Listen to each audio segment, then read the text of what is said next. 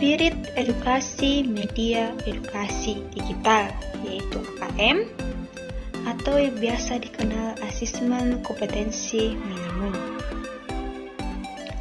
Asesmen nasional program terbagi menjadi 4 bagian, yaitu yang pertama ada tujuan, yang kedua instrumen, yang ketiga pelaksanaan, dan yang keempat tindak lanjut. Apa itu asesmen? Yang pertama ada tujuan. Asesmen nasional adalah program penilaian terhadap mutu setiap sekolah, madrasah, dan program kesetaraan pada jenjang dasar dan menengah. Dinilai berdasarkan hasil belajar murid yang mendasar, seperti literasi, numerasi, dan karakter. Informasi tersebut diperoleh dari 3 komponen. Komponen yang pertama yaitu AKM, yang kedua survei karakter, dan yang ketiga survei lingkungan belajar. Mengapa perlu ada asesmen nasional? Asesmen nasional perlu dilakukan untuk meningkatkan mutu pendidikan. Asesmen ini dirancang untuk menghasilkan informasi akurat untuk memperbaiki kualitas belajar mengajar, yang pada gilirannya akan meningkatkan hasil belajar murid. Asesmen nasional menghasilkan informasi seperti perkembangan mutu dari waktu ke waktu dan kesenjangan antar bagian di dalam sistem pendidikan. Menunjukkan pengembangan kompetensi dan karakter siswa. Memberi gambaran tentang karakteristik esensial.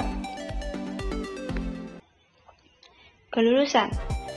Apakah asesmen nasional menentukan kelulusan peserta didik? Jawabannya itu tidak. Asesmen nasional tidak menentukan kelulusan. Asesmen nasional diberikan kepada murid bukan di akhir jenjang pendidikan. Asesmen nasional juga tidak digunakan untuk menilai peserta didik. Hasil asesmen nasional tidak akan membuat skor atau nilai peserta didik secara individual. Hasil asesmen nasional tidak akan memuat skor atau nilai peserta didik secara individual. Asesmen nasional tidak terkait dengan kelulusan peserta didik. Siapa yang menjadi peserta asesmen nasional? Yang pertama yaitu ada kelas 5, kelas 8, dan kelas 11 sebagai siswa yang dipilih. Yang kedua ada program PKMB, program kesetaraan. Dan yang ketiga yaitu ada guru dan kepala sekolah. Informasi dari peserta didik, guru dan kepala sekolah diharapkan memberi informasi yang lengkap tentang kualitas, proses, dan hasil belajar di setiap satuan pendidikan. Mengapa asesmen nasional hanya diikuti oleh sebagian murid? Karena asesmen nasional tidak digunakan untuk menentukan kelulusan, menilai prestasi murid sebagai seorang individu. Evaluasi hasil belajar setiap individu murid menjadi kewenangan pendidik. Asesmen nasional merupakan cara untuk memotret dan memetakan mutu sekolah dan sistem pendidikan secara keseluruhan. Mengapa yang menjadi sampel adalah murid kelas 5, 8, dan 11? Hasil asesmen nasional diharapkan menjadi dasar dilakukannya perbaikan pembelajaran. Pemilihan jenjang kelas 5, 8, dan 11 dikasutkan agar murid yang menjadi peserta asesmen nasional dapat merasakan perbaikan pembelajaran ketika mereka masih berada di sekolah tersebut. Asesmen atau UN atau ujian nasional. Apakah asesmen nasional mengertikan UN? Jawabannya, Asesmen nasional tidak menggantikan peran UN dalam mengevaluasi peserta prestasi individu peserta didik, tetapi menggantikan peran UN sebagai sumber informasi untuk memetakan dan mengevaluasi mutu sistem pendidikan. Asesmen nasional akan menghasilkan potret yang lebih utuh tentang kualitas hasil belajar serta proses pembelajaran di sekolah. Literasi numerasi. Mengapa yang diukur adalah literasi dan numerasi? Karena dua kompetensi dasar ini yang diperlukan siswa, terlepas ke depannya bercita-cita menjadi apa. Literasi dibagi menjadi dua, yaitu literasi membaca dan matematika atau numerasi. AKM karakter. Mengapa asesmen nasional juga mengukur karakter murid? Di sini ada mengukur sikap, nilai, keyakinan, serta perilaku. Relevansi dibagi menjadi dua bagian, yaitu kognitif dan non-kognitif. Yang kedua, instrumen. Perbedaan antara UN dan AKM dan SK. Dilihat dari perbedaan yang pertama, yaitu jenjang penilaian. Di jenjang penilaian, UN meliputi SMP atau MTS, SMA atau MA, dan SMK. Di AKM dan SK, jenjang penilaian meliputi SD atau MI, SMP atau MTS, SMA atau MA, dan SMK. Yang kedua, perbedaan subjek murid. Di UN yaitu subjek muridnya sensus seluruh murid. Di AKM dan SK subjek muridnya yaitu sensus sekolah dengan sampel murid. Yang keempat yaitu tingkat jenis tes. Di UN, tingkat jenis tesnya itu high stake, sedangkan di AKM dan SK yaitu low stake. Dan perbedaan yang kelima yaitu model soal. Di UN, model soal di UN yaitu ada pilihan ganda dan isian singkat. Di AKM dan SK, model soalnya ada pilihan ganda, PGK, menjodohkan, isian singkat, dan uraian. Perbedaan yang keenam yaitu periode tes per murid. Periode tes per murid di UN yaitu 4 hari, sedangkan di AKM dan SK hanya 2 hari. Perbedaan yang ketujuh yaitu moda pelaksanaan. Moda pelaksanaan di UN itu semi online, sedangkan di AKM dan SK yaitu full online supervised, online dan offline semester sekolah tertentu. Perbedaan yang kedelapan yaitu metode penilaian. Metode penilaian di UN computer based test atau biasa disebut CBT. Di AKM dan SK computerized multistage adaptive testing yaitu MSAT. Perbedaan yang kesembilan yaitu spesifikasi minimal intrasekolah. Di UN server sekolah, komputer silent, dan BW. Di AKM server sekolah tidak perlu komputer silent memori 2 GB. Resolusi 1360 dikali 768 dan Windows 7 ke atas. BW 20 megapiksel untuk 50 peserta. Instrumen apa yang digunakan dalam asesmen nasional? Ada 3 instrumen asesmen nasional. Yang pertama yaitu asesmen kompetensi minimum, yaitu AKM. Yang kedua yaitu survei karakter, yaitu non-kognitif. Dan yang ketiga yaitu survei lingkungan atau input dan proses. Apakah yang dimaksud minimum pada AKM? Asesmen kompetensi minimum dilakukan untuk mengukur literasi membaca dan numerasi matematika. Target AKM yaitu konten yang bersifat esensial dan berkelanjutan. Tidak semua konten diujikan, jadi sifatnya minimum. Apa perbedaan AKM dengan survei karakter? Di AKM mengukur hasil kognitif melalui literasi membaca dan numerasi. Survei karakter mengukur hasil belajar emosional pelajar Pancasila. Emosional atau pelajar Pancasila. Di sini ada beriman, bertakwa, berakhlak mulia, berkebinekaan global, bergotong royong, bernalar kritis, mandiri, dan kreatif. Asesmen kompetensi minimum mulai dilaksanakan. Apa sajakah komponen dari literasi membaca dan numerasi yang diikuti AKM? Yang pertama itu ada konten, yang kedua itu ada proses kognitif, dan yang ketiga ada konteks. Yang pertama konten, di literasi membaca meliputi teks, informasi, dan sastra. Di numerasi meliputi aljabar, bilangan geometri, pengukuran, data, dan ketidakpastian. Yang kedua ada proses kognitif. Proses kognitif literasi membaca meliputi menemukan informasi, interpretasi, dan integral, evaluasi, dan refleksi informasi. Di numerasi meliputi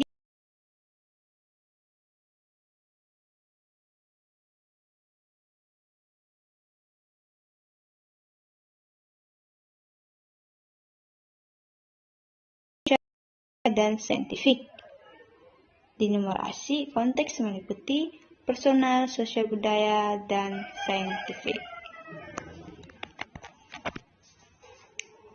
Bagaimana bentuk soal asesmen nasional? Yang pertama yaitu ada pilihan ganda. Murid hanya dapat memilih satu jawaban benar dalam satu soal. Yang kedua, ada pilihan ganda kompleks, yaitu murid dapat memilih lebih dari satu jawaban benar dalam satu soal. Yang ketiga yaitu menjodohkan.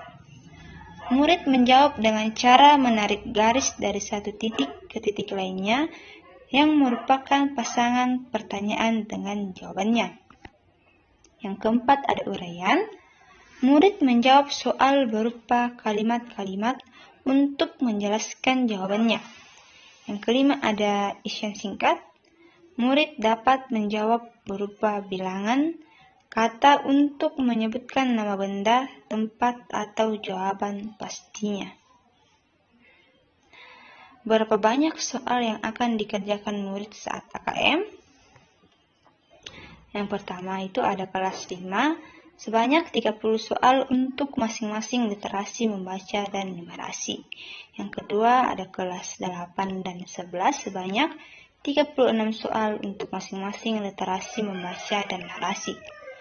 AKM diselenggarakan secara aktif, setiap siswa akan menempuh soal sesuai dengan kemampuan sendiri.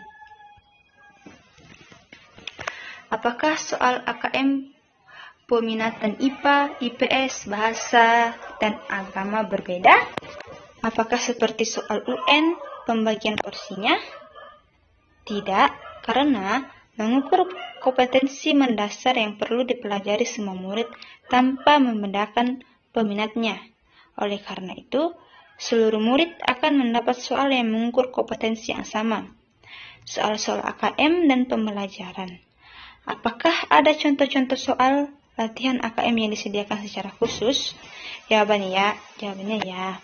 Pusmenjar menyediakan contoh soal AKM pada laman link berikut ini, di bawah ini. Yang tertera di bawah ini. Yang ketiga yaitu pelaksanaan. Siapa saja yang harus mengikuti asesmen nasional? Nah, peserta asesmen nasional yaitu seluruh satuan pendidikan terdiri atas kepala sekolah, seluruh guru, dan siswa yang dipilih dengan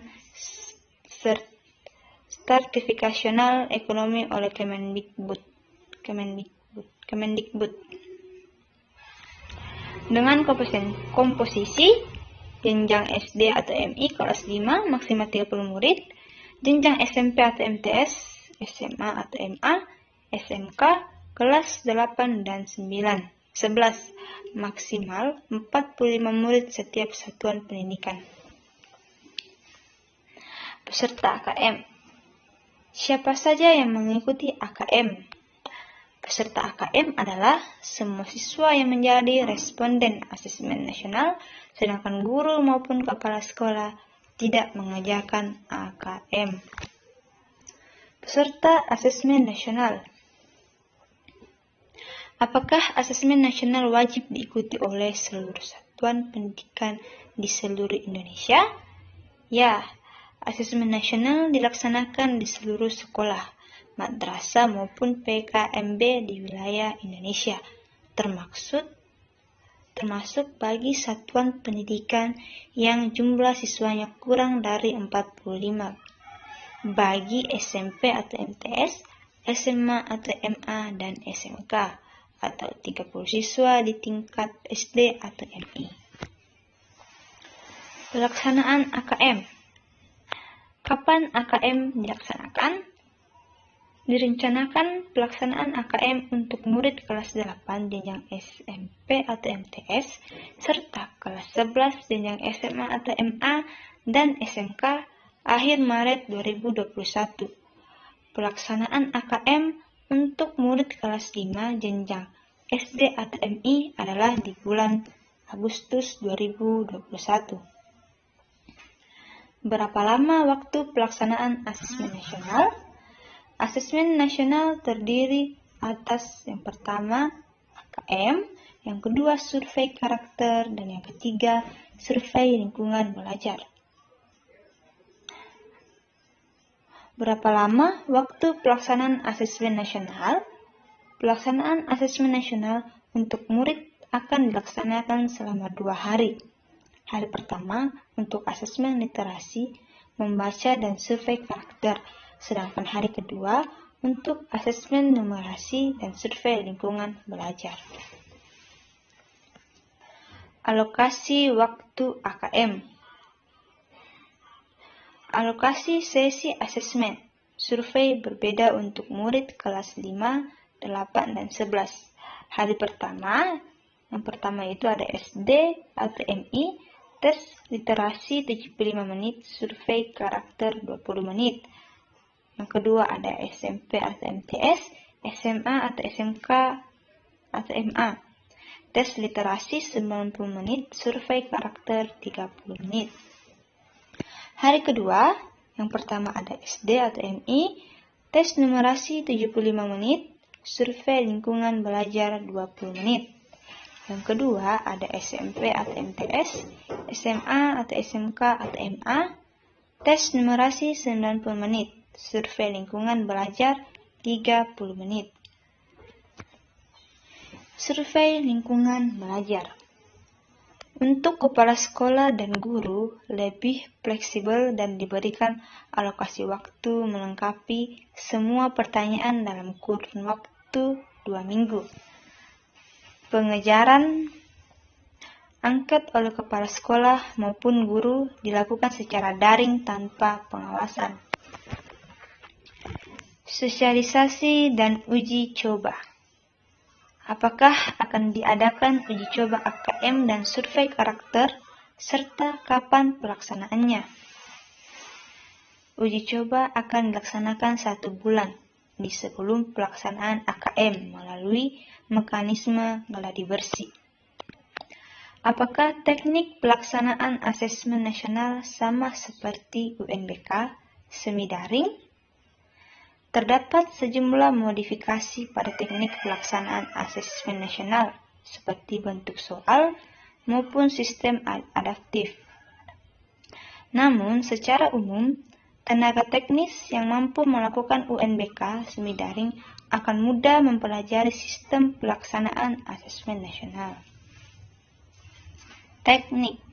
Bagaimana apabila terdapat guru yang tidak mengikuti survei lingkungan belajar? Kemendikbud memberikan alokasi waktu 2 minggu untuk guru mengisi survei lingkungan belajar. Diharapkan dalam tenggat waktu tersebut, semua guru akan berpartisipasi. Partisipasi setiap guru di dalam survei lingkungan belajar akan mempengaruhi akurasi gambaran umum iklim belajar dan iklim satuan pendidikan. Pelaksanaan sesi AKM. Apakah pelaksanaan AKM dapat dilakukan lebih dari satu sesi? Berapakah jumlah sesi yang diizinkan setiap harinya? Setiap sesi memerlukan waktu maksimal 140 menit untuk jenjang SD, sederajat 140 menit, SMP atau SMA, sederajat 165 menit, sehingga dalam satu hari dapat diselenggarakan 3 sesi tes. Tindak lanjut. Bagaimana cara AKM memotret kemajuan proses belajar? Laporan AKM akan memberikan potret level kompetensi murid di setiap satuan pada literasi, membaca, dan menulis. Hasil antar tahun dapat diperbandingkan dan dijadikan salah satu indikasi kemajuan proses belajar di setiap satuan pendidikan. Apakah asesmen nasional akan digunakan untuk meningkatkan sekolah di Indonesia? Tidak.